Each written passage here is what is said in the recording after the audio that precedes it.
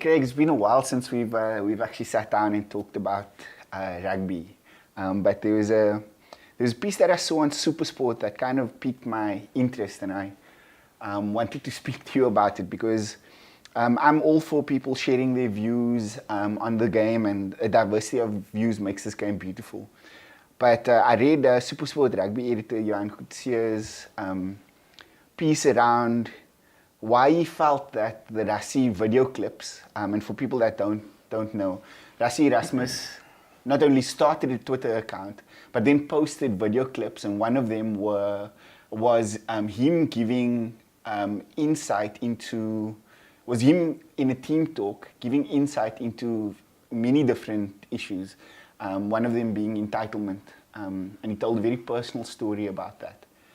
And Coetzee argues that is somehow eroded the mystique and the sacredness of Bok rugby, or at least an aspect thereof.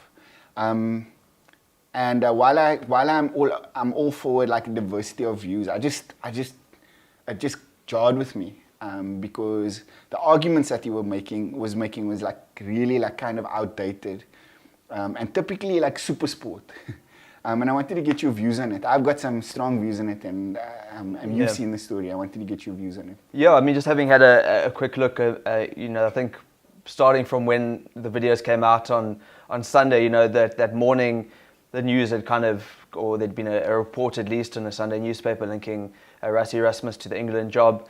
And I spent most of that Sunday just trying to get the facts around that and get hold of the relevant parties to see if there was anything to it. And sitting there in the midst of trying to, starting to get more clarity around it, then suddenly Rassie popped up on Twitter with those videos, which I thought initially my reaction was what a clever way really to pour cold water on the reporter, because he kind of said he couldn't see any other team that he'd be giving that pre-World Cup speech to, and then said it's not happening. So kind of subtly, and then through visuals, his first entry onto Twitter showed how much it meant to him to be part of the Bok environment, and some of the things you wouldn't really see from a general Joe Public perspective about the way he was addressing the team and that inspirational side of it. I thought it was a really insightful and interesting way of kind of, first of all, kind of coming into the public domain, addressing a report in a not so subtle way. That was just my initial take, and then, as you say, there have been a few more videos since then that have shown a few more clips and a few more behind the scenes footage. So I'm guessing that piece is referring in a sense to maybe is that not for the kind of your eyes only in the Bok environment. My view, just quickly, is that not really, because I've looked closely at all the videos and there's nothing that's really been given away that is detracting from what the Boks achieved, nor is it giving any game plan or particular insights to the opposition. It's nothing really. It's really fascinating footage, but it's really just growing the game and giving something for the average rugby fan that that'll really appeal to them. You know what my biggest issue? Well, I've got a couple of issues with this kind of like dark age thinking. Is it assumes two things, right? Coetzee assumes two things: that we all want to experience the Boks the same way, and that we all have the same definition of what's sacred in that context, which is like complete like bullshit, right? Because each person, each individual will experience those things differently. Like, I don't think this is sacred. I don't think what was shown in that video is sacred at all. We're in an age where athletes and some coaches have taken control of the narrative that is traditionally being controlled by your media, right? Your newspapers, your digital media agencies, whatever it is. Those coaches and players have taken control of that narrative now, and are exposing authentic, and this is critical, authentic versions of themselves to the public, right? And this idea that the media must always control the narrative or have the most control of the narrative is so played out. It's like played out. I mean, it's done. And what was interesting for me was Rassie doing that, right? So there was a story that came out. He put the video out immediately. He took control of the narrative, and that for me is modern day sport. And then it also jars with me that Supersport have a monopoly, like basically a monopoly on access to the Springboks. And nothing in my 38 years of existence, not in my 38 years of existence, have Supersport, despite their monopoly on access, done anything remotely as interesting or insightful as what Rassie gave to us through those clips. So it's again like that kind of backwards kind of thinking, right? Like they've put out documentaries before, they've had access to cricket players, footballers, rugby players. They've got the monopoly on access to those players because of the monopoly on sport and the broadcasting deal that they've got with these guys. And yet, in all of the years that they've been in existence, I can't remember something as interesting and insightful as that. The key here is that authenticity resonates with people. And what I saw in that video was an authentic version of Rassie. He was vulnerable. I found it really interesting that he spoke about his sense of entitlement in trying to warn his players about that. That for me humanized him to me. And because that resonates with me. I am entitled in certain areas of my life. And that was a warning, kind of a warning sign to me. And so it humanized Rassie from this kind of throne as coach, world champion coach of the Springboks, to a guy that I could relate to. And that for me was so valuable, such a valuable insight, such a valuable extract that I kind of mined from that video. Yeah. And I want more players to do that. I want more coaches to do that because that is not a sacred part of the Springboks. We live in an age now where you need to broaden your horizon as a pro sports team, and that means being more vulnerable, being more open to the media, and humanizing yourself that way because that's what resonates with people.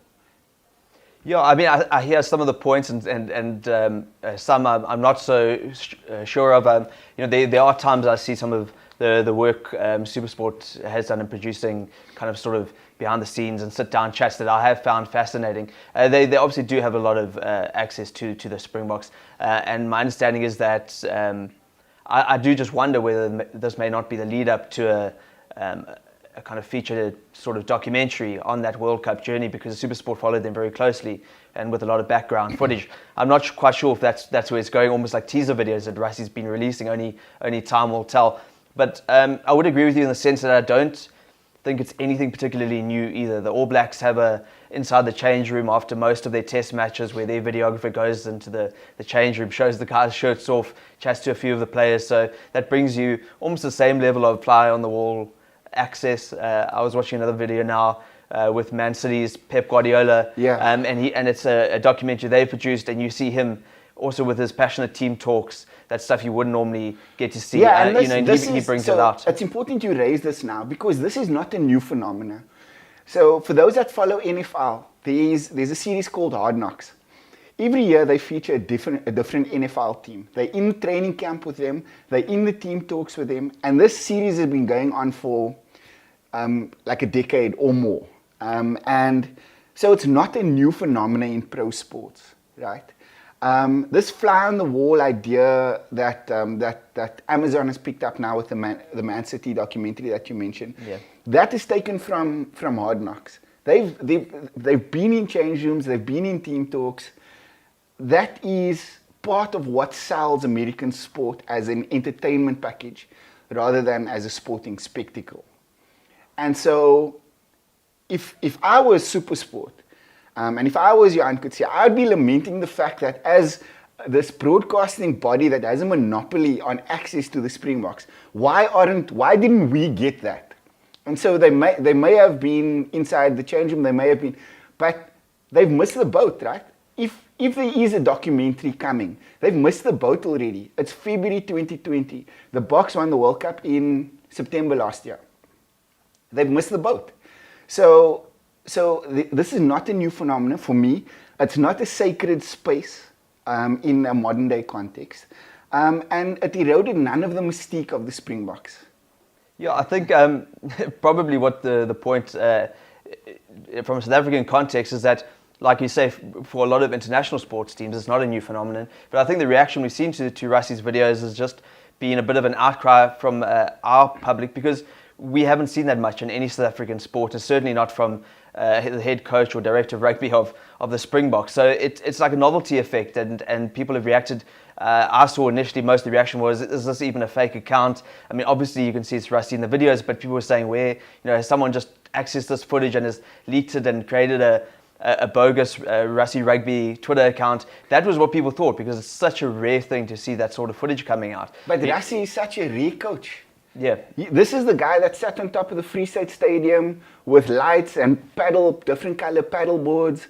And he's like a rugby progressive. So for me to see him release something like that is not out of character, right? So instead of lamenting the erosion of the sacredness of Springbok, of a facet of Springbok rugby, and again, it comes back to Supersport's access. Why don't they recognize how special a character that we've got in Rassie Erasmus, who's at the helm of the Springboks, and engage him, because he's far more than a Wednesday press conference or whenever the Springbok press conferences are now. He's far more than the quotes that he gives you around tactical kind of his tactical philosophy, or what's happening with injured players on a Wednesday at Springbok coaches press conference. Like, Supersport need to realize that they've got a very special man at the helm of the Springboks. So instead of lamenting like this old school like idea that this aspect of the box is sacred, and why don't you engage this man and find out and like tap his brain for more of those types of insights? I, for example, am in the process of setting up an interview for SA Rugby magazine with Rassie.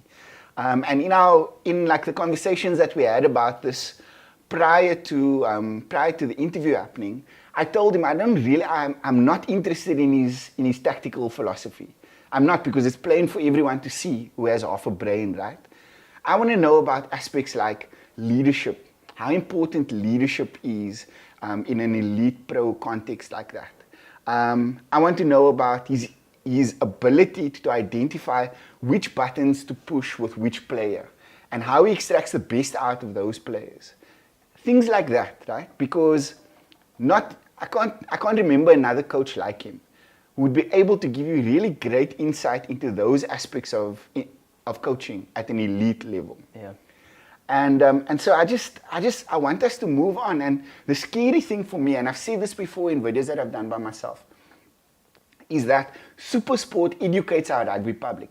The majority of our rugby public is educated about the game and aspects of the game by Supersport, because of their monopoly, right? You can't go anywhere else and watch a live rugby game, a live Springbok game. You can't. And that's the scary thing for me. That and the website has massive readership, and so some people will be reading this Kutsia piece and going like, maybe that is the truth, or probably that is the truth, because Supersport comes with a degree of authority that lots of other rugby sites don't, and that is my fear, that they educate our rugby public. And yeah, but I do think it's also just a view of not a view that's held by only one person. I think a lot of public, and based on what I think is just the shock effect of, we just are not used to this sort of access. And I think it's based on that a lot of people looked at the Twitter account and were like, that can't be real. Right. And a lot of people have gone, we haven't seen this before. Is this not something that is only for the people in that room? And maybe, yes, maybe that thinking, and it's probably widely held by quite a lot of people, because I've seen on social media people saying, this is almost access that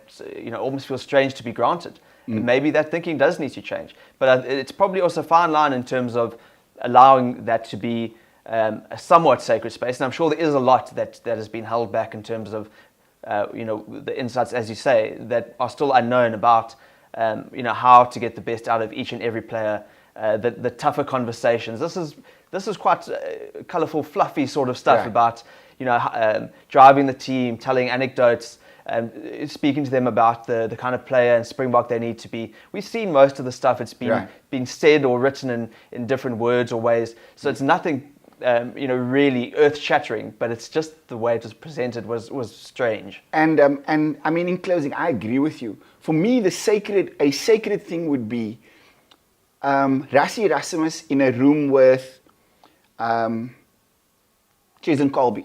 I'm just using like an example.